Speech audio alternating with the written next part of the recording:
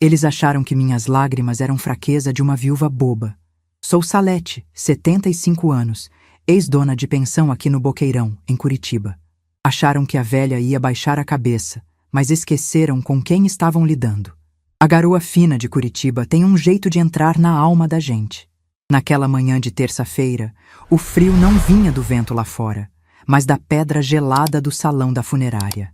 O cheiro de crisântemos murchos, misturado com o café ralo da máquina no canto da sala, me dava um nó no estômago.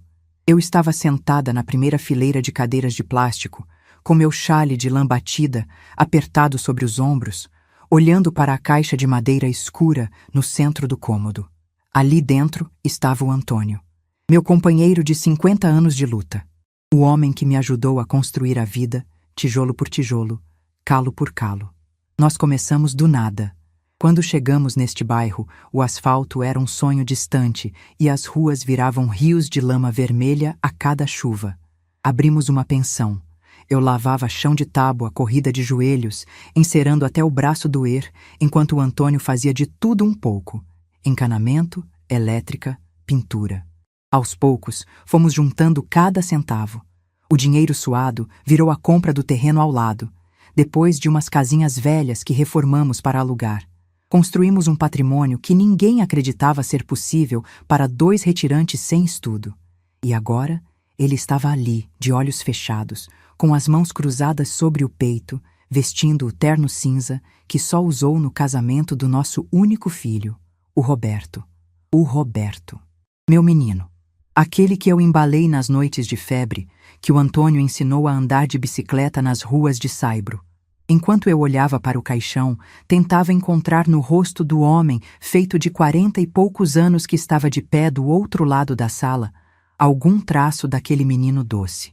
Mas o Roberto estava de cabeça baixa, segurando um copo de plástico, concordando com tudo o que a mulher dele dizia ao pé do ouvido. A Valéria, minha nora. Ela estava encostada na parede, longe do caixão, como se a morte fosse uma doença contagiosa. Usava um vestido preto justo demais para a ocasião, um salto alto que estalava no piso de granito cada vez que ela se mexia de impaciência, e um perfume doce e enjoativo que brigava com o cheiro das flores. Valéria nunca gostou de nós. Desde a época do namoro, ela torcia o nariz para a nossa casa, para o meu jeito de falar, para as mãos grossas do meu marido. Ela vinha de uma família que tinha mais pose do que dinheiro e sempre achou que o Roberto tinha nascido para ser doutor, não para ser filho de donos de pensão. O velório estava cheio. 50 pessoas, pelo menos. Inquilinos antigos, vizinhos de muro, fornecedores da época da pensão. O seu Mendes da padaria estava lá, com os olhos vermelhos. A dona Odete, que me ajudava com as costuras, rezava 1/3 de madeira num canto. Era gente simples, gente que conhecia a nossa história.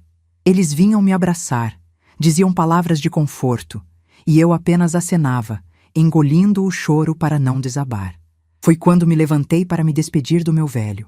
O relógio na parede marcava quase a hora do fechamento do caixão. Caminhei devagar, sentindo o peso de cada um dos meus 75 anos nas pernas. Apoiei as mãos na borda da madeira fria. Olhei para o rosto sereno do Antônio. Lembrei das nossas madrugadas conversando na cozinha, do cheiro de café coado no pano que ele preparava antes de ir para a obra, do jeito que ele sorria quando a gente conseguia pagar uma dívida no banco. As lágrimas que eu vinha segurando com tanta força finalmente transbordaram. Não era um choro de escândalo. Era a dor silenciosa de quem vê metade de si mesma sendo levada embora. Eu solucei baixo, sentindo o peito rasgar. As pessoas no salão fizeram silêncio, em sinal de respeito. Mas a Valéria não conhecia essa palavra. Senti uma mão fria agarrar meu braço esquerdo. Não foi um toque de consolo. Foi um beliscão forte. As unhas pintadas de vermelho sangue cravaram na minha pele por baixo da lã do chale. Assustada, virei o rosto. Valéria estava colada em mim. O rosto dela, coberto de maquiagem impecável, estava contorcido numa máscara de irritação. Ela aproximou a boca do meu ouvido e sibilou, num tom baixo, mas carregado de veneno. Para de chorar, sogra. Tá fazendo cena? Todo mundo está olhando. Não me faça passar vergonha logo agora. O choque me paralisou. Minha respiração travou na garganta. 50 pessoas no salão, e eu ali, sendo tratada como uma criança malcriada no momento mais triste da minha vida. Olhei nos olhos dela. Havia uma frieza assustadora ali, um desprezo que ela nem fazia mais questão de esconder. Para a Valéria, aquele velório não era a despedida de um homem bom. Era apenas o primeiro passo da burocracia para colocar as mãos no que era nosso. Tentei buscar o olhar do Roberto. Meu filho estava a poucos passos de distância. Ele viu a cena. Ele viu a esposa apertar meu braço. Mas ele desviou os olhos. Olhou para o chão, fingindo mexer no celular. A covardia dele doeu mais do que as unhas da Valéria na minha carne. A vergonha subiu pelo meu pescoço, esquentando meu rosto no meio daquele frio todo. Eu percebi que a dona Odete tinha parado de rezar e nos olhava, perplexa. O silêncio no salão ficou pesado, como se a chuva lá de fora tivesse entrado no cômodo. Eu estava sendo humilhada no altar do meu próprio luto. Quem avisa amigo é, dizia o ditado, e o Antônio sempre me avisou. A mulher do Roberto tem olho grande, Salete. O dia que eu faltar, ela vai querer engolir você viva. Eu sempre dizia que ele estava exagerando, que o Roberto nunca ia permitir uma desfeita. Como eu fui cega. A dor do luto, naquele segundo exato, se misturou com uma indignação tão profunda que secou minhas lágrimas de imediato. Eu puxei meu braço com força, me soltando das garras daquela mulher. Valéria deu um passo para trás, surpresa com a minha reação. Ela estava acostumada a mandar, a gritar, a ver todo mundo abaixar a cabeça, mas ela esqueceu que eu não nasci em berço de ouro. Eu cresci lavando banheiro de pensão para não passar fome, endireitei as costas. Não disse uma palavra a ela. Não valia a pena. O que é do homem o bicho não come, mas o bicho estava ali, rondando a carcaça, achando que a leoa velha estava morta também. Voltei meu rosto para o caixão. Enxuguei as bochechas molhadas com as costas das mãos calejadas. O silêncio no salão era total. Coloquei minha mão direita sobre as mãos geladas do Antônio. Fechei os olhos. Ninguém ouviu o que eu disse, porque foi um sussurro, uma promessa feita entre mim e o homem que me amou a vida inteira. Vai em paz, meu velho. Deixa comigo. Eles acham que eu estou acabada. Mas eles não vão levar um prego do que a gente construiu com o nosso suor. Eu prometo.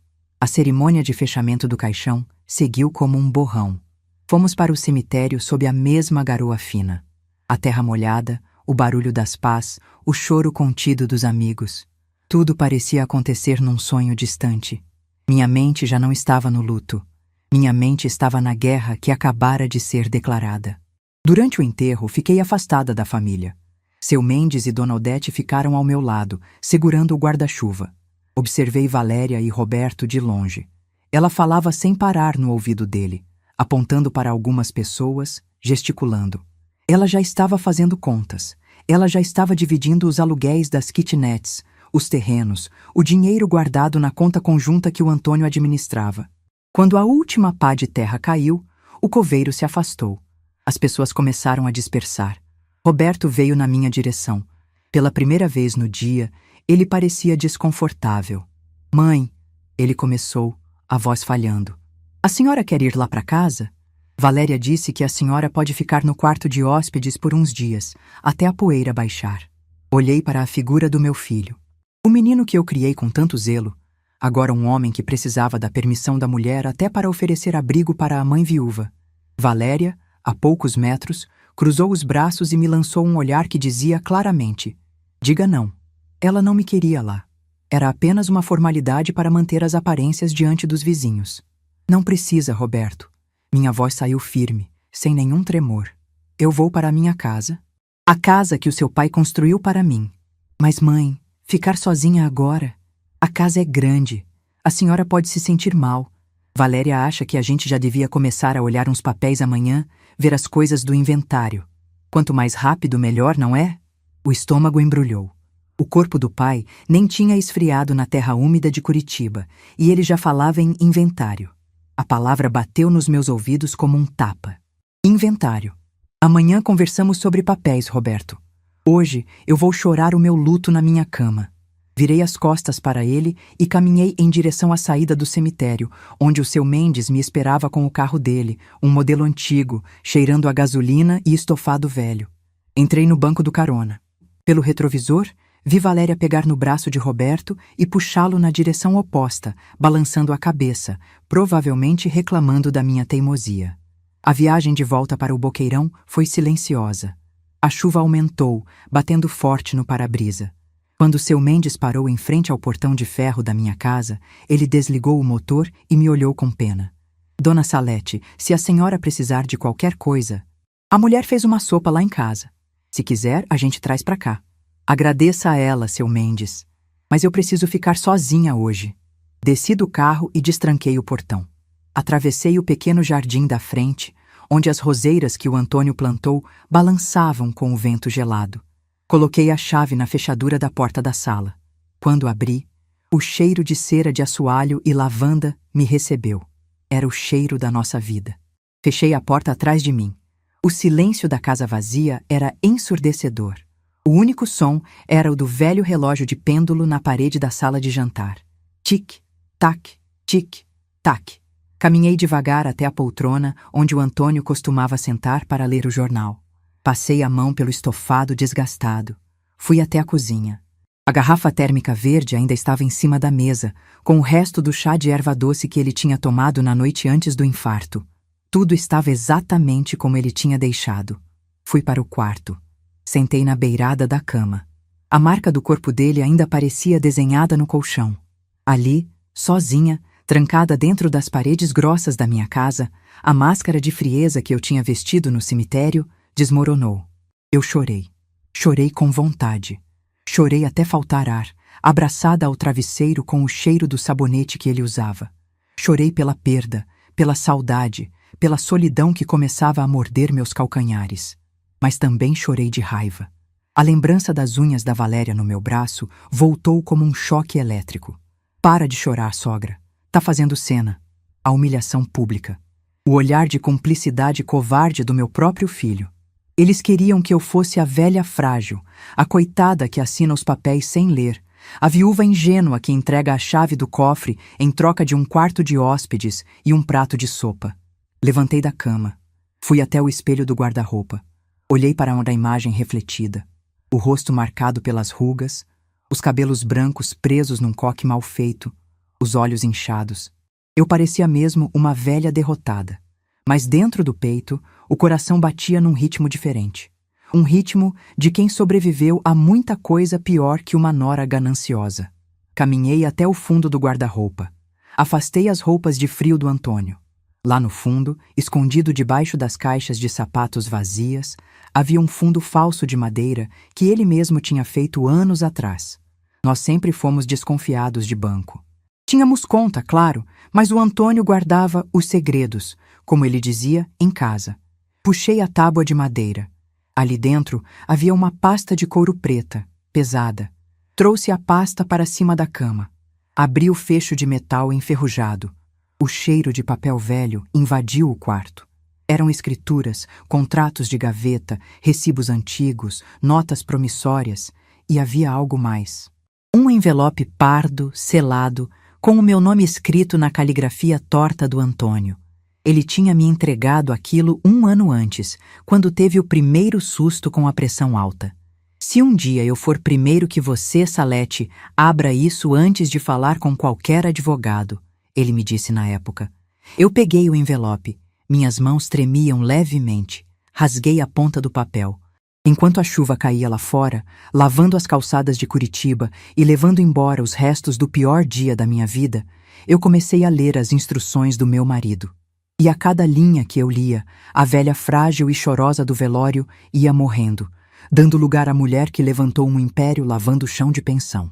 O jogo deles estava apenas começando. Mas eles não faziam ideia de que as cartas já estavam embaralhadas e o coringa estava nas minhas mãos. A luz amarelada do abajur do meu quarto iluminava a folha de papel pardo que tremia nas minhas mãos. A letra do Antônio sempre foi um garrancho, daquelas que a gente precisa apertar os olhos para entender, herança do pouco tempo de escola que a roça permitiu que ele tivesse. Mas naquela noite fria, com o barulho da chuva batendo nas telhas de fibrocimento da nossa casa no Boqueirão, cada palavra que ele escreveu me acertou como um raio. Minha velha Salete, começava a carta. Só ele me chamava assim. Uma lágrima teimosa, a última daquela noite, pingou no canto do papel, borrando a tinta de caneta azul. Se você está lendo isso, é porque Deus me chamou primeiro. Eu sei que a saudade vai doer, mas não escrevo para te fazer chorar. Escrevo porque eu conheço o filho que nós criamos.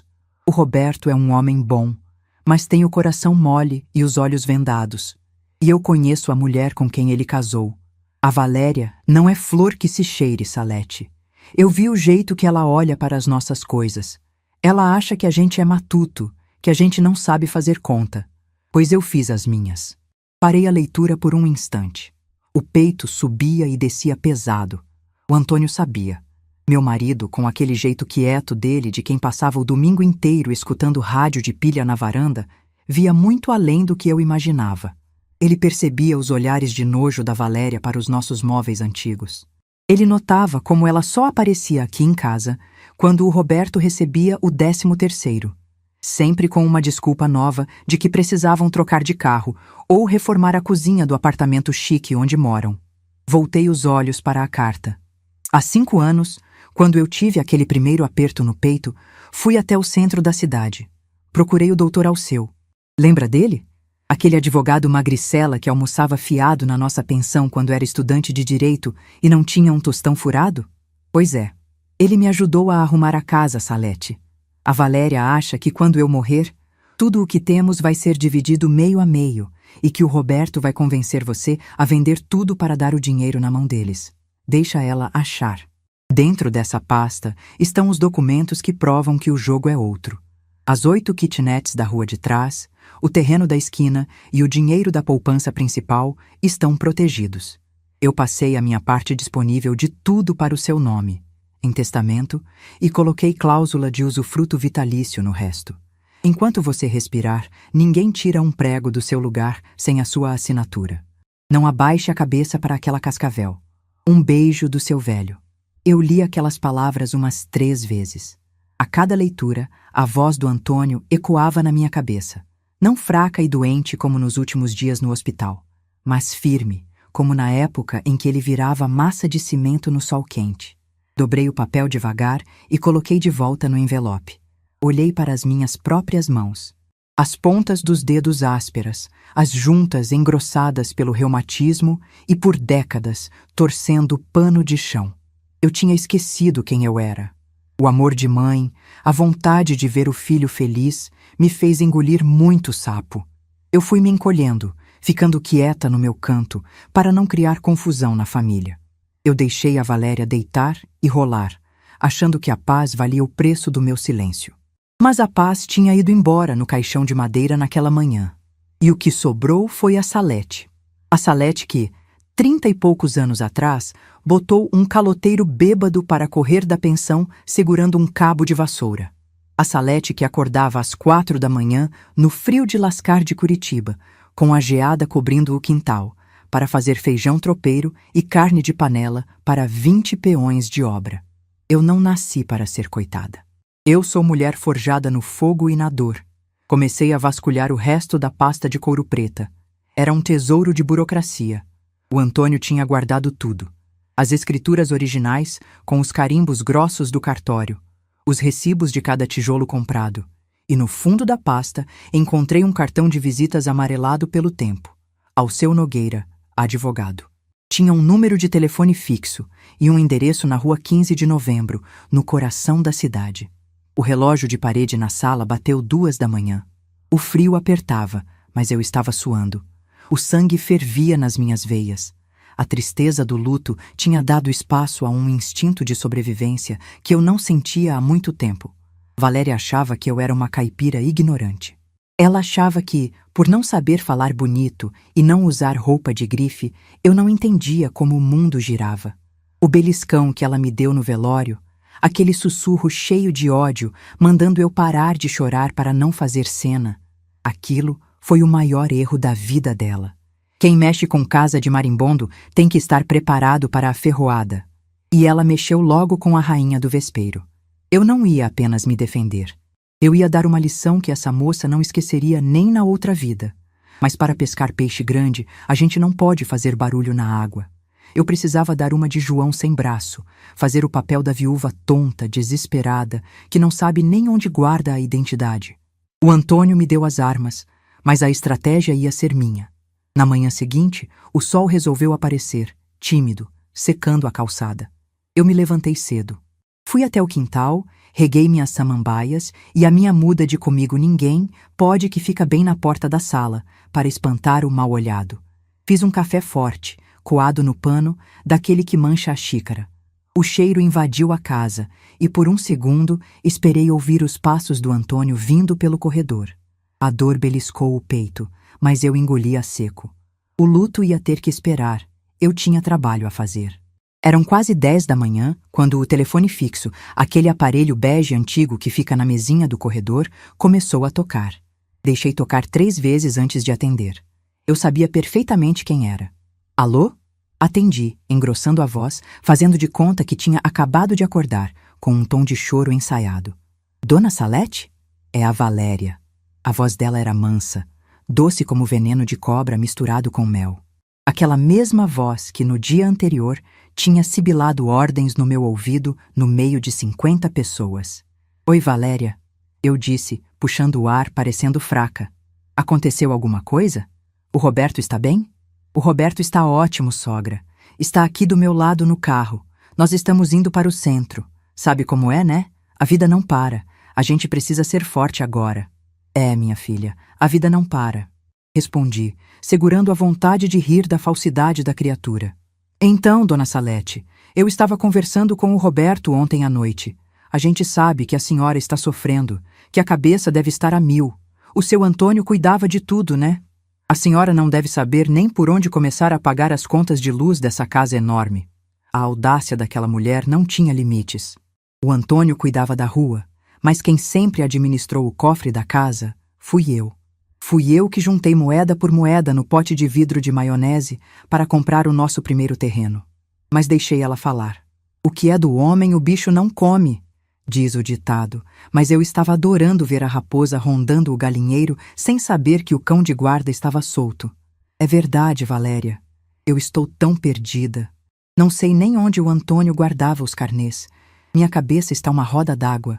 Ouvi um suspiro de alívio do outro lado da linha. Ela mordeu a isca com anzol e tudo. Não se preocupe, sogra. É para isso que a família serve. O Roberto e eu vamos cuidar de tudo para a senhora. A senhora não vai precisar esquentar a cabeça com nada. Inclusive, eu já liguei para o Dr. Fernando, o advogado do meu pai. Ele é caríssimo, mas cobrou um preço de amigo para fazer o inventário rápido. Ele quer fazer uma reunião amanhã à tarde com a gente, lá no escritório dele. Inventário rápido. Claro, quanto mais rápido, menos tempo a velha aqui teria para pensar. Ela queria me colocar numa sala chique, cheia de diplomas na parede, com um advogado engravatado falando termos difíceis que eu não entendesse, para eu assinar uma procuração passando plenos poderes para o Roberto. E o Roberto, cego de amor e fraqueza, passaria tudo para a mão dela em 2 tempos. Amanhã à tarde? Mas já, Valéria. O corpo do Antônio não tem nem 24 horas de terra. Eu fiz a voz tremer, caprichando na emoção. Dona Salete, a lei é dura. Tem prazo, tem multa. Se a gente demorar, o governo toma tudo em imposto. A senhora quer perder o que o seu Antônio demorou a vida toda para construir? O tom dela agora tinha uma pitada de impaciência, a máscara de boa moça já escorregando. Não, claro que não.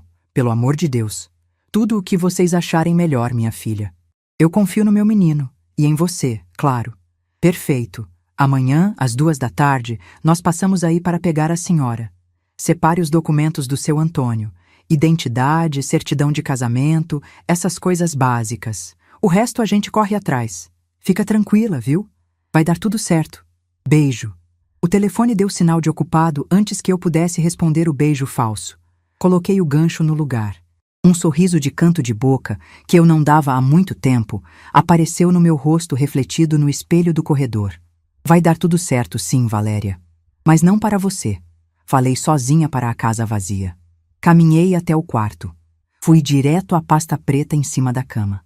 Peguei o cartão do Dr. Alceu. Fui até o telefone novamente e disquei o número devagar. Cada número que eu apertava era um tijolo que eu colocava na muralha que eu estava erguendo para proteger a minha vida. Chamou 3 vezes. Uma voz feminina, de secretária, atendeu. Escritório de Advocacia Nogueira, bom dia. Bom dia, minha filha. Eu gostaria de falar com o Dr. Alceu, por favor. Diz a ele que é a Salete. Salete da pensão do Boqueirão. A esposa do Antônio. Houve um silêncio curto do outro lado. Dona Salete, só 1 minuto, por favor. Não demorou nem 20 segundos. Uma voz grave, envelhecida pelo tempo, mas ainda firme, ecoou na linha. Dona Salete? Minha Nossa Senhora. Eu soube do Antônio hoje cedo pelo jornal. Eu sinto muito, minha amiga. Sinto do fundo da minha alma. O Antônio era um homem de ouro. A sinceridade na voz daquele homem fez meus olhos marejarem, mas dessa vez de gratidão. Obrigada, Dr. Alceu. Ele foi um homem muito bom. E foi um homem muito prevenido também. Ele me deixou uma carta ontem. Disse que o senhor nos ajudou com uns papéis tempos atrás. Sim, ajudei. O Antônio previu que a senhora ia precisar de um escudo, Dona Salete. E nós construímos um escudo de ferro puro. O testamento e as escrituras com usufruto estão muito bem guardados aqui no meu cofre. Ninguém toca naquilo sem passar por cima de mim. E para passar por cima de mim, tem que ter mais de 80 anos e muita disposição. Eu ri. Uma risada curta, mas aliviada. Dr. Alceu, a nora do meu marido não perdeu tempo. Já marcou reunião com um advogado chique dela para amanhã à tarde. Quer que eu assine os papéis para agilizar o inventário. Ouvi um estalo de língua do outro lado da linha. O advogado velho conhecia aquela raça. A senhora não assina nem um guardanapo de papel de padaria, Dona Salete. A senhora entendeu? Não se preocupe, doutor. Eu não nasci ontem, mas eu tenho um plano. Eu quero ir nessa reunião. Quero ouvir o que eles têm a dizer. Quero deixar a corda esticar bastante até eles acharem que me amarraram de vez. O Dr. Alceu deu uma risada rouca, daquelas que vêm lá do fundo do peito de quem fuma cachimbo. A senhora não mudou nada, Dona Salete. Continua a mesma leoa que me dava prato feito de graça quando eu estava com fome. O que a senhora precisa que eu faça? Eu preciso que o senhor esteja lá. Mas não no começo. Quero que o senhor apareça de surpresa. Tenho o endereço aqui. Vou passar para a sua secretária. Feito. É só me dar o sinal que eu entro chutando a porta com a lei debaixo do braço. Desliguei o telefone sentindo um peso enorme sair dos meus ombros. Fui até o guarda-roupa. Olhei para os meus vestidos. A maioria era simples, de algodão, de andar em casa. Mas lá no fundo, enrolado num plástico, estava o meu vestido de linho marinho. Aquele que o Antônio comprou para mim na loja mais cara do centro, no dia em que quitamos o último terreno. Eu nunca usava, achava chique demais para uma velha como eu. Puxei o vestido do plástico. Passei a mão pelo tecido grosso e elegante. Eu não ia para aquela reunião parecendo uma mendiga, como a Valéria gostava de me tratar. Eu ia vestida com o suor do meu trabalho. Coloquei os documentos originais, a carta do Antônio e as escrituras dentro da minha bolsa de couro velha, aquela que tem o fecho meio enferrujado, mas que aguenta qualquer tranco. Separei tudo com cuidado cirúrgico. Cada papel era uma bomba-relógio que eu mesma ia armar no colo daquela mulher presunçosa. Fui até a janela da sala e olhei para a rua de asfalto. Lembrei do tempo que aquilo era barro. Lembrei de quantas vezes eu caí e levantei nessa vida. A Valéria achou que o meu choro no velório era o fim da minha história. Ela não sabia que, para quem veio da lama, as lágrimas são apenas a água que prepara a terra para a semente brotar mais forte. Eu estava pronta para amanhã. E eles não tinham a menor ideia do temporal que estava se formando. A manhã de quarta-feira amanheceu com aquele frio úmido de Curitiba que entra pelos vãos das janelas e gela até os ossos. Mas o frio não me incomodava. Eu já estava de pé desde as 5 da manhã. Fui até a cozinha, liguei o rádio de pilha baixinho na rádio AM que o Antônio gostava de escutar e coloquei a água para ferver. Fiquei olhando para o filtro de barro no canto da pia, com a sua torneirinha pingando uma gota teimosa. Aquele filtro tinha mais de 30 anos.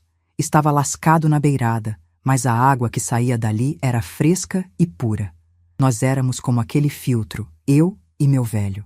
Lascados pelo trabalho pesado, mas inteiros por dentro. Enquanto eu passava o café no coador de pano, repassava o teatro que eu ia precisar fazer dali a algumas horas. Eu sabia que a Valéria era esperta, mas a esperteza do ganancioso tem um ponto cego enorme: a soberba. Ela me via como uma velha ignorante, uma ex-lavadeira de chão que deu sorte na vida porque o marido era trabalhador. Ela não sabia que, na nossa casa, quem fazia as contas de cabeça e guardava o dinheiro no colchão antes de ter conta no banco era eu.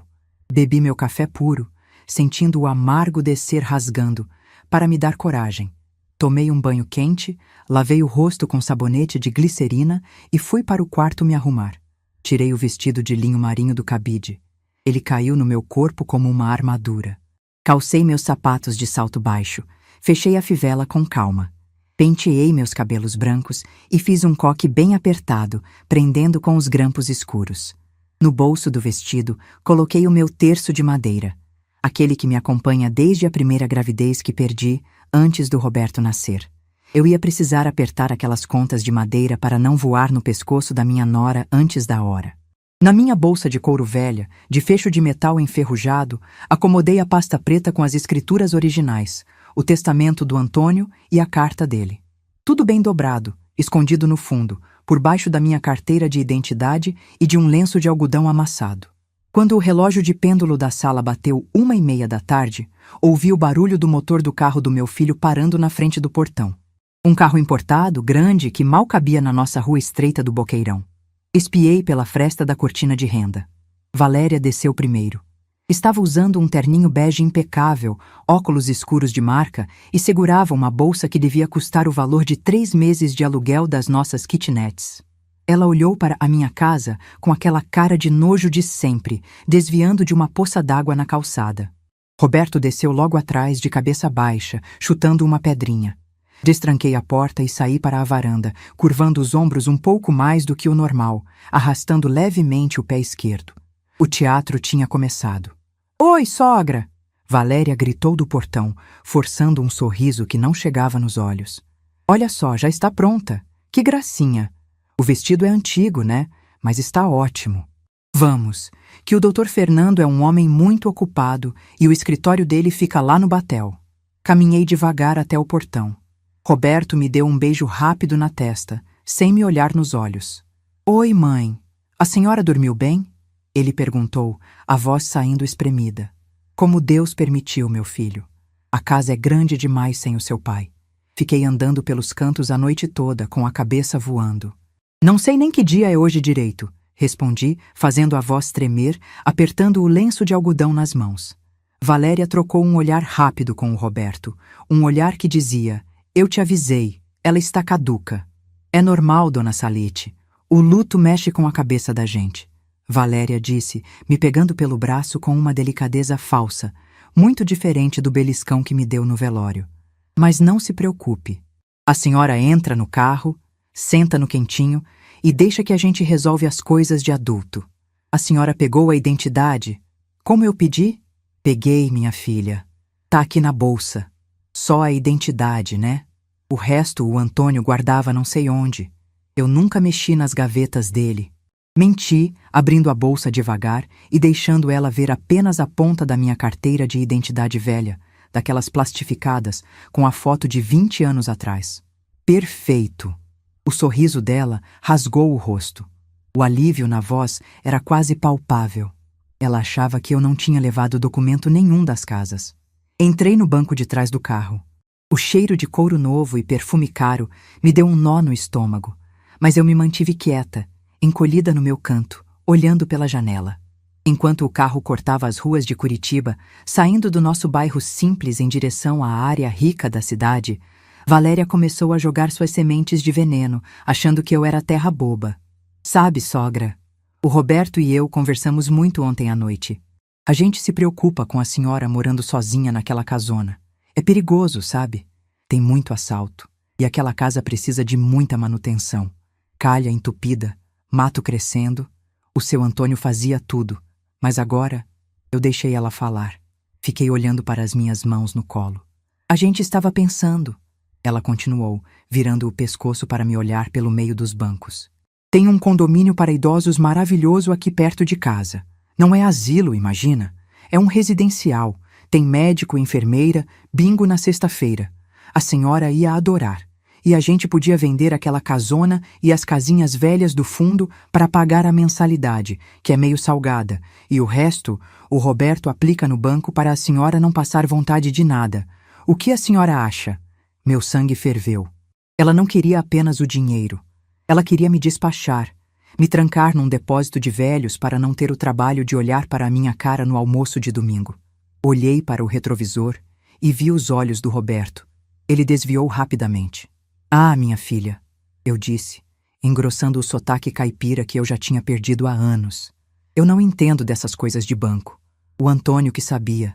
Se o Roberto acha que é o melhor para mim, quem sou eu para dizer o contrário? Eu só quero paz. Valéria deu um tapinha na coxa do Roberto e soltou um suspiro de vitória. Ela achou que tinha ganhado na loteria. O peixe tinha engolido a isca, o anzol e a linha inteira. A senhora é uma santa, dona Salete.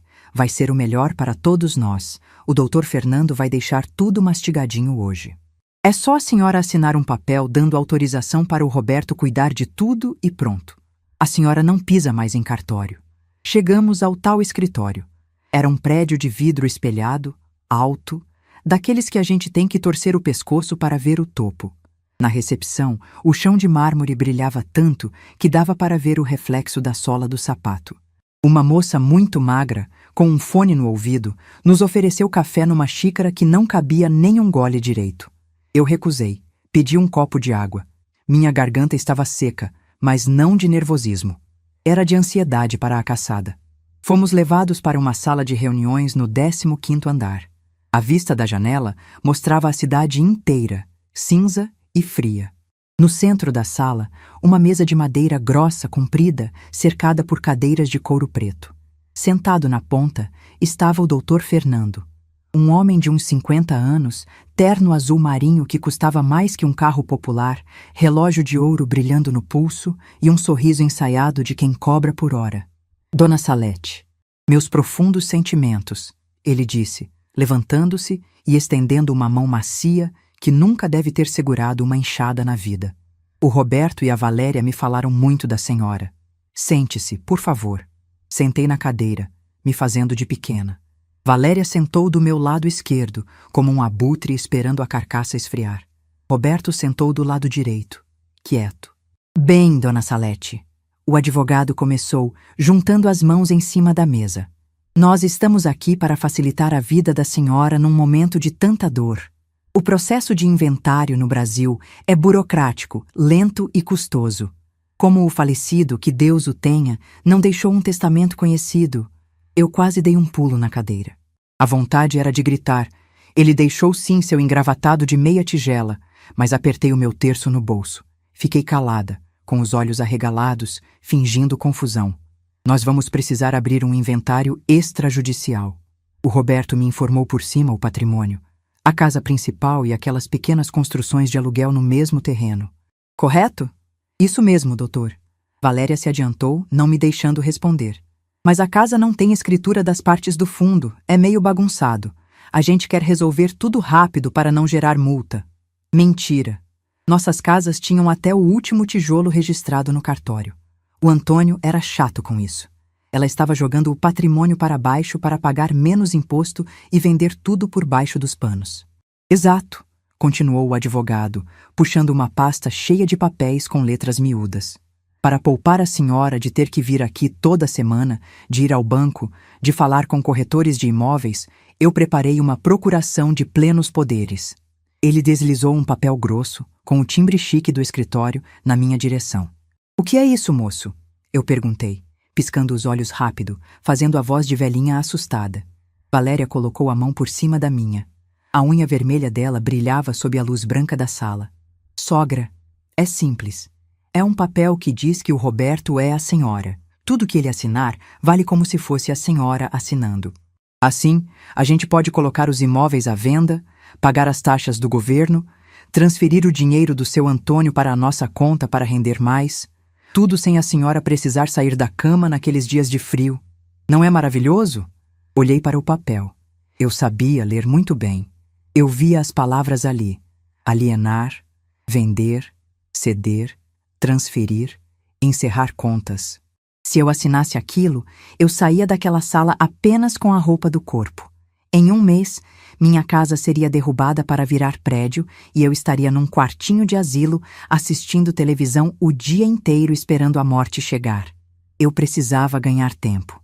O Dr. Alceu tinha me prometido que chegaria às 3 da tarde em ponto. Olhei para o relógio na parede. Eram 2h45. Faltavam 15 minutos. 15 minutos para segurar a fome dos lobos. Mas e se eu quiser continuar morando na minha casinha?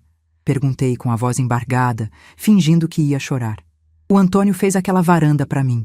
Eu plantei as roseiras. Roberto levantou a cabeça. Pela primeira vez no dia, ele pareceu ter um pingo de coragem. Mãe, a gente não vai vender a casa amanhã. A senhora pode ficar o tempo que precisar. Isso é só para a gente arrumar a papelada. Roberto, querido, deixa o doutor Fernando explicar. Valéria cortou o próprio marido, com a voz dura como pedra. Depois virou para mim, sorrindo de novo. Dona Salete, a casa é muito antiga. O encanamento vai estourar, a senhora vai ter dor de cabeça. A gente quer o seu bem. Assinando isso, a senhora tira esse peso das costas. A senhora trabalhou a vida toda, lavando o chão de pensão. Chega de sofrer. Deixa a gente cuidar do dinheiro agora. Deixa a gente cuidar do dinheiro agora. A frase ecoou na sala silenciosa. Ali estava a verdade nua e crua.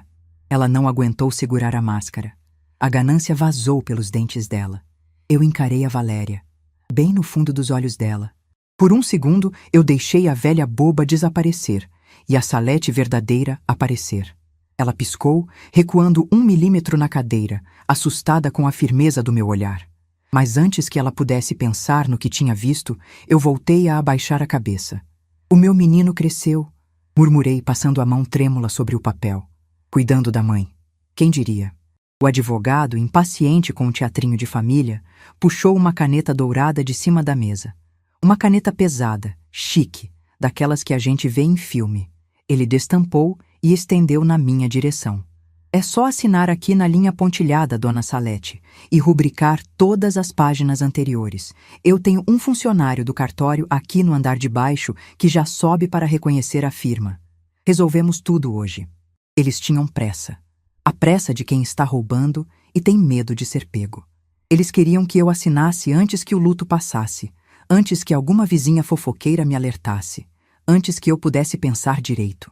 Peguei a caneta dourada. O metal era frio. Minha mão tremia de verdade agora, mas era uma tremedeira de adrenalina. A raiva que eu estava guardando desde o cemitério borbulhava nas minhas veias. Olhei para o papel, olhei para a caneta. A sala ficou num silêncio absoluto. Dava para ouvir a respiração ofegante da Valéria do meu lado. Ela estava quase babando em cima do documento. O advogado tinha um sorriso de canto de boca, já calculando os honorários que ia arrancar do meu dinheiro suado. Roberto olhava para a janela, covarde até o último fio de cabelo, não querendo ver a mãe assinar a própria sentença de miséria. Eu segurei a caneta firme. Aproximei a ponta do papel. Fiz um movimento lento, sentindo os olhos de todos cravados na minha mão. Eu estava no controle absoluto daquela sala, e eles nem imaginavam. Deixei a ponta da caneta a 1 milímetro do papel grosso. E então, o barulho forte da pesada porta de madeira da sala de reuniões, sendo aberta num solavanco, cortou o ar como um trovão. A porta de madeira maciça bateu contra a parede forrada de papel de parede chique, com um estrondo que fez até o lustre de cristal no teto tremer. O barulho ecoou pela sala de reuniões como um tiro de espingarda no silêncio do mato. A mão do advogado engravatado congelou no ar. Valéria deu um pulo na cadeira, soltando um gritinho fino, e Roberto quase caiu para trás. Eu não me mexi. Apenas abri um sorriso lento, soltando a caneta dourada pesada em cima da mesa. O metal fez um barulho seco ao bater na madeira. O teatro tinha acabado. Na porta da sala, respirando um pouco ofegante, mas com a postura reta como um pinheiro do Paraná, estava o Dr. Alceu. Ele não usava ternos de marca comprados em shopping. Vestia um terno de lã fria antigo, risca de giz, que cheirava a fumo de rolo e a livros velhos. Numa das mãos, segurava uma pasta de couro marrom que já tinha visto mais brigas de tribunal do que aquele doutor Fernando tinha de idade. O cabelo branco e escasso estava penteado para trás, e os olhos por trás dos óculos de aros de tartaruga fuzilavam a mesa. Mas o que significa isso? Doutor Fernando foi o primeiro a se recuperar do susto, levantando-se da cadeira com a cara vermelha de indignação. Quem o senhor pensa que é para invadir o meu escritório desse jeito? A recepção não anunciou ninguém. Doutor Alceu não deu a mínima para o chilique do engravatado. Ele caminhou para dentro da sala com passos firmes, o sapato bem engraxado batendo no chão de mármore. Ele parou bem ao meu lado, colocou a mão pesada e enrugada no meu ombro e olhou para o advogado do outro lado da mesa. Eu sou aquele que vai impedir o senhor de cometer um crime contra uma viúva que não tem nem 48 horas de luto, meu jovem. O meu nome é Alceu Nogueira. Inscrição na ordem dos advogados do tempo em que o senhor ainda sujava as fraldas. E eu sou o advogado da dona Salete. Valéria arregalou os olhos pintados. A boca dela abriu e fechou 2 vezes antes de conseguir falar. Ela olhou para mim, depois para o doutor Alceu, e a máscara de nora compreensiva derreteu como plástico no fogo. Advogado? Que palhaçada é essa, velha? A voz dela saiu estridente, o veneno escorrendo sem filtro. Roberto, fala alguma coisa? Tira esse homem daqui. A gente tem um documento para assinar. Roberto, com a covardia que lhe era de costume, encolheu os ombros. Mãe, o que está acontecendo? Quem é esse senhor? O pai nunca falou de advogado nenhum para mim. Eu me levantei devagar. Não arrastei a perna. Não curvei os ombros. Endireitei as costas, sentindo o tecido firme do meu vestido de linho marinho me abraçar. O meu olhar, que antes fingia confusão e medo, agora era puro gelo. Encarei o meu filho. O seu pai não falava muita coisa para você, Roberto, porque ele sabia que tudo o que entrava no seu ouvido ia parar na boca da sua mulher. O choque na cara deles foi impagável. Valéria ficou branca como cera. Ela piscou rápido, tentando processar a mudança na minha voz. Não havia mais sotaque caipira forçado. Não havia mais choro contido. Havia apenas a mulher que levantou um império lavando panela de ferro com soda cáustica. Dona Salete, eu peço que a senhora se acalme. O que estamos fazendo aqui é um procedimento padrão. Doutor Fernando tentou intervir, usando aquele tom manso de quem tenta enrolar cliente leigo, mas a voz dele já tremia um pouco. Procedimento padrão de estelionato, doutor Fernando? Doutor Alceu cortou a fala dele como uma navalha. Ele puxou uma cadeira e sentou-se ao meu lado, abrindo a pasta surrada. O senhor ia fazer essa senhora assinar uma procuração de plenos poderes, abrindo mão da administração de todo o patrimônio construído em 50 anos de casamento, sob a desculpa de facilitar um inventário? O senhor sabe muito bem que isso é má-fé. E eu garanto que o Tribunal de Ética adoraria saber dessa sua pressa. O advogado chique engoliu em seco. A empáfia dele murchou na hora. Ele olhou para Valéria, como quem diz, você me colocou numa fria. Eu fui informado pela família de que a viúva não tinha condições psicológicas nem saúde para gerir os imóveis. Ele tentou se defender, gaguejando. Mentira. Valéria bateu a mão na mesa, as unhas vermelhas estalando na madeira. Ela perdeu completamente a linha. Ela está gagá sim! Olha para ela! Ela mora numa casa caindo aos pedaços. O Roberto é o único herdeiro. O dinheiro é dele por direito. A gente só queria adiantar as coisas. Eu dei uma risada curta, seca, que saiu do fundo do meu peito e cortou a gritaria dela. Peguei a minha bolsa velha de couro enferrujado, abri o fecho com um estalo alto. Enfiei a mão lá no fundo, passei pela identidade velha que eu tinha usado de isca e puxei o envelope pardo do Antônio e a pasta com as escrituras originais. Joguei tudo no meio da mesa chique deles. Os papéis espalharam, mostrando os carimbos de cartório, as assinaturas grossas, a prova de uma vida inteira de suor. Apressado come cru, Valéria, eu disse, apoiando as 2 mãos na mesa, me inclinando na direção dela. Você achou que eu estava velha demais para notar o roubo.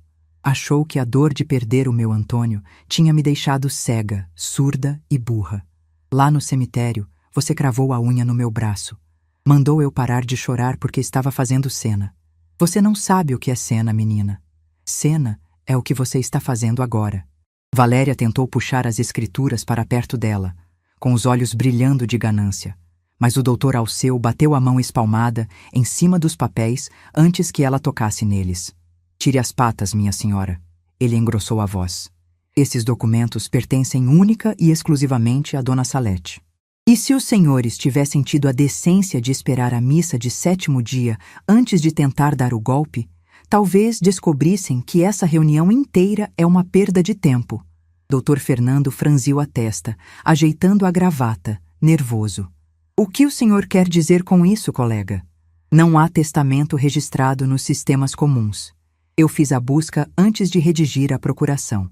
O patrimônio é 50% da viúva e 50% do filho. É a lei. Dr. Alceu sorriu. Aquele sorriso de raposa velha que sabe que já comeu a galinha e guardou os ossos. Ele puxou um papel grosso com um selo vermelho de cera na ponta, de dentro da própria pasta. O senhor procurou nos sistemas comuns. Mas o seu Antônio, que de bobo não tinha nem o fio de cabelo branco, fez um testamento cerrado há 5 anos, lavrado num cartório de uma cidadezinha do interior de Santa Catarina, onde ele tinha parentes, completamente dentro da lei, mas longe dos olhos grandes da capital. E eu tenho a cópia autenticada bem aqui. O silêncio na sala ficou tão pesado que dava para ouvir o zumbido do ar-condicionado. Roberto arregalou os olhos. Valéria parou de respirar. Dr. Alceu colocou os óculos na ponta do nariz e começou a ler, com a voz pausada e alta. Eu, Antônio, em pleno gozo de minhas faculdades mentais, deixo a totalidade da minha parte disponível do patrimônio, ou seja, 50% de tudo o que possuo, para minha amada esposa Salete. Além disso, ele fez uma pausa dramática, olhando por cima dos óculos para o rosto pálido da Valéria. Determino que a parte legítima que caberá ao meu filho, Roberto, seja gravada com cláusula de usufruto vitalício em favor de minha esposa, Salete, e também com cláusulas de inalienabilidade e impenhorabilidade. Dr. Alceu abaixou o papel. O senhor precisa que eu traduza do juridiquês para o português claro, Dr. Fernando, ou o senhor consegue explicar para os seus clientes? O advogado engravatado soltou um suspiro longo, passando a mão pelos cabelos cheios de gel. Ele olhou para Valéria e Roberto com uma expressão de pena misturada com raiva por ter perdido o próprio tempo. Significa, Dr. Fernando começou, a voz arrastada, que a dona Salete é dona absoluta de 75% de tudo. E sobre os 25% que são seus de direito, Roberto, a sua mãe tem o usufruto até o último dia da vida dela. Vocês não podem vender, não podem alugar, não podem morar, não podem sequer pisar nos imóveis sem a autorização expressa e assinada por ela. Vocês não têm acesso a 1 centavo das contas bancárias, dos aluguéis das kitnets, de nada. O patrimônio está blindado na mão da matriarca. A casa caiu. Valéria se levantou num rompante. A cadeira de couro tombou para trás com um baque surdo. Ela estava descontrolada. O rosto, antes coberto de base cara, agora estava manchado de vermelho. As veias do pescoço saltavam. Isso é fraude! Ela gritou, apontando o dedo na cara do Dr. Alceu. Vocês inventaram isso! O Antônio era um velho burro de roça, ele não sabia o que era usufruto. Vocês enganaram ele.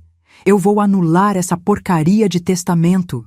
Eu vou colocar a polícia na casa dessa velha. Eu não esperei o Dr. Alceu responder. Eu dei um passo à frente, contornando a mesa. Fiquei cara a cara com a mulher que infernizou a minha vida nos últimos 10 anos. Ela era mais alta do que eu por causa do salto fino, mas naquele momento, eu juro por Deus, eu me senti uma gigante. Você pode chamar a polícia, o Papa, o presidente da República, Valéria. Minha voz saiu baixa, mas cortante como vidro quebrado. O meu marido não tinha estudo, mas tinha caráter. E ele conhecia a cobra que criava perto do ninho. Você achou que eu ia para um asilo, né? Achou que ia vender as minhas roseiras para pagar a parcela desse carro importado que vocês não têm dinheiro para manter. Sua caipira desgraçada! Ela sibilou, os dentes trincados, os olhos cheios de lágrimas de ódio. Você acha que ganhou? O Roberto é o herdeiro. A gente vai na justiça. A gente vai interditar você. Vamos provar que você é louca. Virei o rosto para o meu filho. Roberto estava encolhido na cadeira, com as mãos no rosto, chorando em silêncio. Aquele choro fraco, de quem sabe que fez a pior escolha da vida e não tem como voltar atrás. Roberto, eu chamei. A voz de mãe falou mais alto, mas não era uma voz de colo. Era a voz de quem educa. Olha para mim! Tira a mão da cara e olha para sua mãe! Ele abaixou as mãos devagar. Os olhos vermelhos, iguais aos do Antônio quando estava cansado. Mas o Antônio chorava de cansaço honrado. O Roberto chorava de vergonha. O seu pai te amava mais que tudo nesse mundo. Mas o amor dele não era cego. Ele não morreu de infarto à toa. Ele morreu de trabalhar para cobrir os buracos que você e essa sua mulher faziam no orçamento de vocês. Eu sei que o Antônio passava dinheiro todo mês para vocês pagarem a escola das crianças, para pagarem as viagens chiques que vocês postavam na internet, fingindo que eram ricos. Roberto soluçou, abaixando a cabeça de novo. Valéria o fuzilou com os olhos. Ela não sabia que eu sabia da mesada escondida. Pois a fonte secou, meu filho.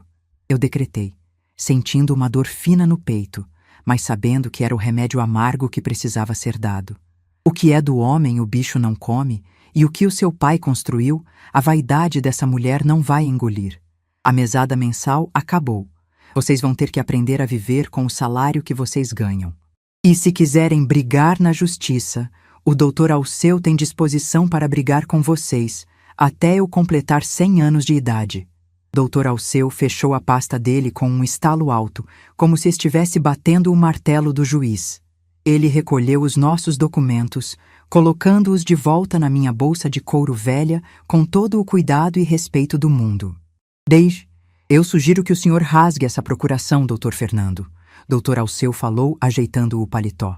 E cobre a hora da consulta antecipada, porque me parece que os seus clientes vão ter problemas financeiros em breve.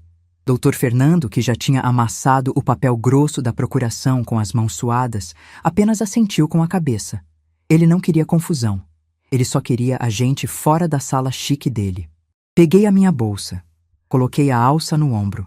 Passei a mão no bolso do vestido, sentindo as contas redondas do meu terço de madeira. A promessa que eu tinha sussurrado no caixão do Antônio estava cumprida. Eu tinha protegido o nosso castelo de tijolos e calos. Dei as costas para a mesa, para o advogado chique, para a nora histérica e para o filho covarde.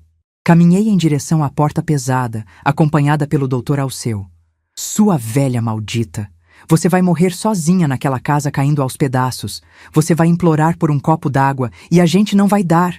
Valéria gritava lá do fundo da sala, a voz esganiçada quebrando o silêncio do andar inteiro. Eu parei na porta. Olhei por cima do ombro uma última vez. A imagem daquela mulher fina, no seu terninho impecável, completamente desmoronada e espumando de raiva, era o meu troféu. Eu prefiro morrer seca, Valéria, do que beber da água envenenada que você serve. Passar bem. Saímos para o corredor de mármore brilhante e fechamos a porta atrás de nós, abafando os gritos de ódio e o choro de derrota que ficaram presos na sala de vidro. Caminhamos até o elevador em silêncio. Quando as portas de metal se fecharam, escondendo o escritório chique e toda a humilhação que tentaram me fazer passar, eu olhei para o Dr. Alceu, deixei um sorriso de alívio verdadeiro escapar e respirei o ar gelado, como se, pela primeira vez em dias, meus pulmões estivessem realmente livres do peso da terra do cemitério. O elevador desceu os 15 andares num silêncio que parecia música para os meus ouvidos. O Dr. Alceu olhava para os números, piscando no painel luminoso, com as mãos cruzadas para trás, balançando a cabeça de leve. Eu apertava a alça da minha bolsa de couro contra o peito. Ali dentro não estavam apenas papéis velhos com carimbos de cartório. Ali dentro estava a minha dignidade, resgatada das garras de quem achava que podia me jogar no lixo como se eu fosse um móvel quebrado. Quando as portas de metal se abriram no saguão espelhado, o ar gelado do fim de tarde de Curitiba invadiu o ambiente. Caminhamos até a calçada. A garoa fina tinha voltado, daquelas que molham a alma da gente se a gente não tomar cuidado. Mas pela primeira vez desde a morte do meu Antônio, o frio não me fez encolher os ombros. Eu respirei fundo, enchendo os pulmões com o cheiro de asfalto molhado e fumaça de ônibus. Dona Salete, o Dr. Alceu disse, ajeitando a gola do paletó risca de giz. O meu carro está no estacionamento aqui do lado. Faço questão de levar a senhora até o Boqueirão. Mulher com a sua coragem não anda de ônibus em dia de chuva. Eu olhei para aquele homem, que devia ter quase a mesma idade que o meu marido, e senti uma gratidão que palavra nenhuma no mundo dava conta de explicar. Eu aceito, Dr. Alceu, mas só se o senhor aceitar entrar e tomar um café coado na hora. O senhor salvou a minha vida hoje. Ele deu um sorriso largo, mostrando os dentes amarelados pelo fumo de rolo. A senhora se salvou sozinha, minha amiga. Eu só fui o carteiro que entregou a mensagem do seu Antônio. E o café eu aceito, com muito gosto. A viagem de volta para o meu bairro foi diferente da ida. No carro do Roberto, mais cedo, eu era uma prisioneira indo para o abate, sufocada pelo perfume enjoativo da Valéria e pela covardia do meu filho. No carro antigo do Dr. Alceu, com banco de veludo e cheiro de lavanda, eu era uma rainha voltando para o seu castelo. Nós fomos conversando sobre o passado, lembrando de quando o asfalto chegou na nossa rua, das enchentes de janeiro, das marmitas que eu preparava de madrugada. Lembrar do Antônio não doeu daquela vez. A lembrança veio mansa, como um abraço bem dado. Quando destranquei o portão de ferro da minha casa, as roseiras balançaram com o vento, parecendo me dar as boas-vindas. Entramos. A casa estava do mesmo jeito que eu tinha deixado, mas a energia era outra. Não era mais um mausoléu de luto. Era o meu território. Fui direto para a cozinha, enchi a chaleira com a água fresca da torneirinha do filtro de barro e preparei o café. Sentamos na mesa de fórmica da copa. O Dr. Alceu bebeu 2 xícaras, comeu um pedaço de bolo de fubá que a dona Odete tinha deixado no muro no dia anterior e repassou comigo os detalhes de como seria dali para frente. A lei estava do meu lado. A vontade do meu marido era um muro de concreto que a ganância da minha nora não conseguiria derrubar. Nos despedimos no começo da noite, com um aperto de mão firme. Quando fechei a porta da sala, o silêncio da casa vazia me abraçou de novo. Mas o relógio de pêndulo na parede não soava mais como uma contagem regressiva para o meu fim. O tic-tac agora era o som do meu recomeço.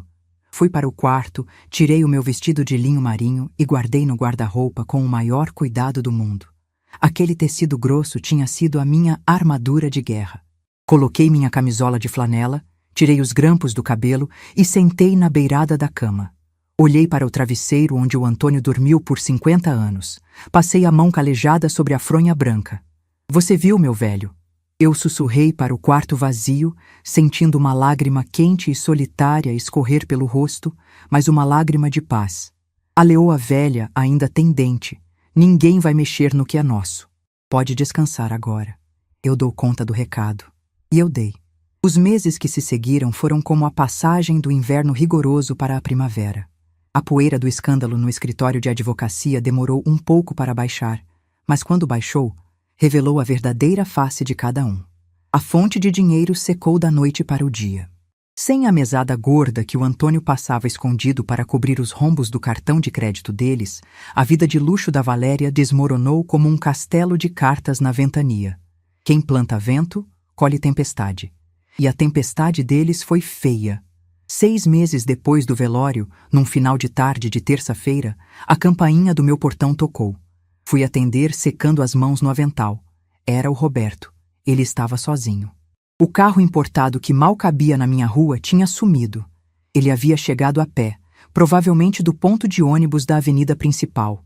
Estava mais magro, com o cabelo grande precisando de corte, e vestia uma jaqueta surrada que eu não via desde a época da faculdade dele. Destranquei o cadeado e deixei a grade entreaberta. Não convidei para entrar. Oi, mãe. A bênção, ele disse, olhando para os próprios sapatos. Deus te abençoe, Roberto. O que te traz aqui no Boqueirão? Pensei que vocês tivessem alergia a bairro de pobre.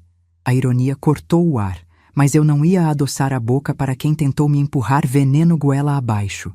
Ele engoliu em seco, esfregando as mãos de frio. A gente teve que vender o apartamento, mãe. E o carro também. O dinheiro da minha rescisão do trabalho foi todo para pagar as dívidas que a Valéria fez nas lojas do shopping. Nós alugamos um sobradinho lá nos fundos do Xaxim. A Valéria tá uma fera. Diz que a culpa é sua, que a senhora roubou o que era nosso. Eu encostei a cabeça na grade de ferro frio e suspirei. A ignorância daquela mulher era uma doença sem cura. A culpa é minha por não deixar vocês me jogarem num asilo e venderem o teto que o seu pai ergueu suando sangue. Engraçado o conceito de roubo da sua esposa, Roberto. Mas me diga, você veio até aqui para me dar o recado dela ou tem alguma coisa sua para me dizer? Ele levantou os olhos. Pela primeira vez em muito tempo, eu vi o menino que eu criei, despido da arrogância que o casamento com aquela moça tinha grudado nele. Ele chorou. Um choro feio, de ombros tremendo. Me perdoa, mãe. Me perdoa por ter sido um covarde. Eu vi ela apertando o seu braço no velório do pai e não fiz nada. Eu sentei naquela sala de reunião sabendo que ela queria tomar tudo da senhora. E fiquei calado. Eu tive vergonha da senhora. Eu tive vergonha das nossas raízes. E agora eu não tenho nada. O coração de mãe é uma terra que aceita muita pisada, mas tem limite para aguentar o peso. Ver o meu filho daquele jeito doeu. Doeu muito. A vontade era de abrir o portão, abraçar aquele homem de 40 anos, colocar ele para dentro de casa, fazer uma panela de sopa de feijão e dizer que tudo ia ficar bem. Mas o perdão não significa ser boba. Se eu fizesse isso, ele nunca aprenderia a andar com as próprias pernas. Eu abri o portão, dei um passo para fora e coloquei as minhas 2 mãos no rosto molhado dele. Os calos dos meus dedos rasparam na barba rala. Eu te perdoo, meu filho. Como mãe, eu te perdoo por tudo. Você é o sangue do meu Antônio. Mas o perdão é de alma. O bolso é outra história. Você é um homem feito. Tem saúde, tem 2 braços, tem 2 pernas e um diploma que o seu pai pagou derretendo em cima de laje quente. Vai trabalhar. Vai sustentar a sua casa. O amor da sua mãe você tem, mas o dinheiro da sua mãe, não. Ele assentiu com a cabeça, chorando mais baixo. Eu arrumei um emprego, mãe. Num escritório pequeno, no centro. Começo na segunda-feira. O salário é pouco, mas dá para pagar o aluguel e fazer feira. Pois então vá com Deus e seja honesto no seu trabalho. E se um dia você quiser vir aqui tomar um café coado e comer um bolo de fubá, a porta está aberta, só para você. A sua mulher não passa dessa calçada nem no dia do juízo final, entendido? Ele concordou, beijou a minha mão direita e foi embora, caminhando devagar pela rua de asfalto. Fiquei olhando as costas dele até dobrar a esquina. Foi a cena mais dura que eu já vivi, pior que muita noite sem dormir, mas eu sabia que era o certo. Eu estava devolvendo a ele a chance de virar homem. A Valéria nunca mais deu as caras. Soube por alto que ela estava fazendo bico vendendo cosmético por catálogo para as vizinhas novas, reclamando da vida e amaldiçoando o meu nome. Que Deus a perdoe, porque eu tenho mais o que fazer do que me preocupar com praga de urubu. Com os lobos longe da minha porta, eu comecei a ajeitar o meu reino.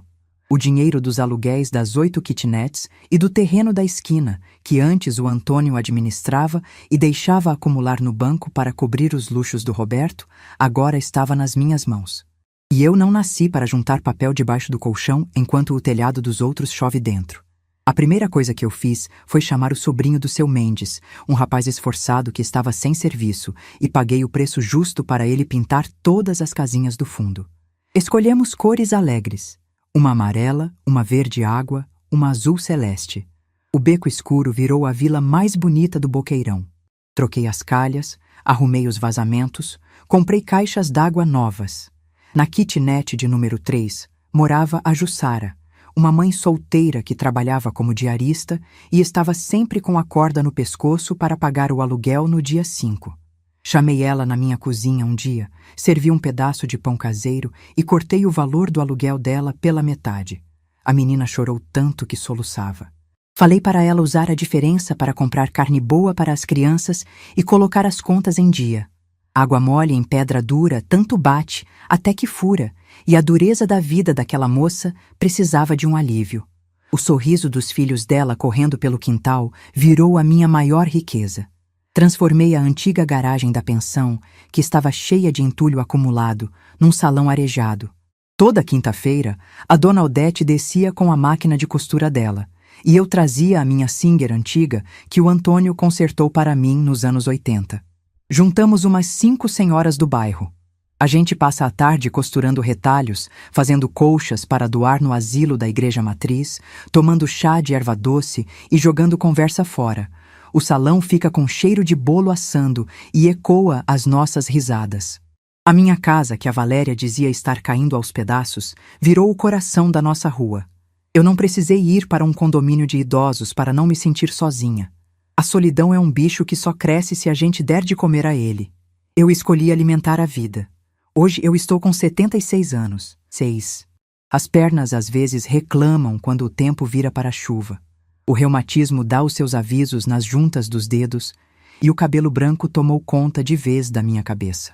Mas quando eu passo em frente ao espelho do corredor, eu não vejo a velha frágil, coitada e inútil que o mundo moderno quer que eu seja. A sociedade tem essa mania feia de achar que, porque a pele enrugou, o cérebro virou mingau. Eles olham para uma mulher de cabelo branco num caixa de supermercado e falam devagar, como se a gente fosse surda ou criança. Eles acham que quem passou a vida inteira lustrando chão de tábua corrida e cozinhando em fogão a lenha não tem sabedoria para lidar com papel, com advogado, com banco. Eles se esquecem de que nós somos a fundação desse país. Nós somos as raízes das árvores que hoje dão sombra para essa juventude criada em apartamento. E raiz grossa, meu filho, raiz que cresceu rachando a pedra seca do sofrimento, não é qualquer ventinho de nora gananciosa que arranca da terra. Eu sou como aquela muda de comigo, ninguém pode que enfeita o meu portão. Podem tentar jogar mal-olhado, podem tentar pisar em cima, mas a folha brota de novo, mais verde e mais venenosa para quem ousar mastigar. O meu Antônio me deixou o escudo, mas fui eu quem levantou a espada. Eu recuperei o meu respeito, protegi a memória do meu casamento e ainda ensinei o meu filho a ter vergonha na cara. Tudo isso sem precisar levantar a voz, usando apenas a paciência de quem sabe que o tempo é o melhor juiz de todas as coisas.